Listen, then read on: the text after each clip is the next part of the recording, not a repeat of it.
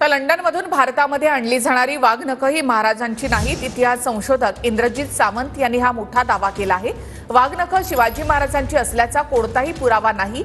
Victoria and Albert म्युझियमच्या पत्रामध्ये याचा उल्लेख करण्यात आलेला आहे।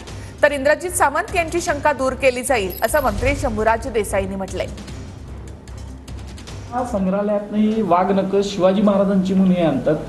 ते संग्रहालय स्वतः सांगतंय की वाघनखं शिवाजी महाराजांची नाहीत।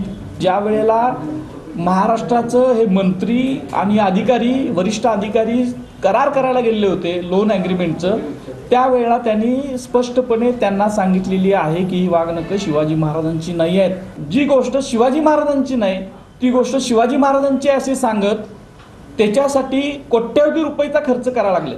शिवाजी महाराजांचा हा एक प्रकारे अपमान आहे। जर मंत्रिपदावर बसलेलं व्यक्तिमत्व करत असेल तर महाराष्ट्रानं विचार केला पाहिजे की हे कशासाठी करतात।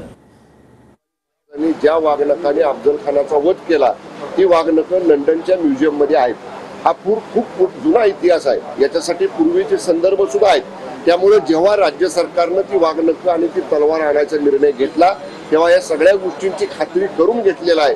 तरी सुद्धा जर इतिहास संशोधकांचं श्री सावंत आपण ज्यांचं नाव घेत आहे त्यांचं याच्या बाबतीत जर काही वेगळं म्हणणं असेल तर जरूर आमचे सांस्कृतिक कार्य विभागाचे मंत्री मुनगंटीवार साहेब त्यांच्याशी बोलतील आणि त्यांची जर काही शंका असेल तर नक्की ती शंका दूर केली जाईल।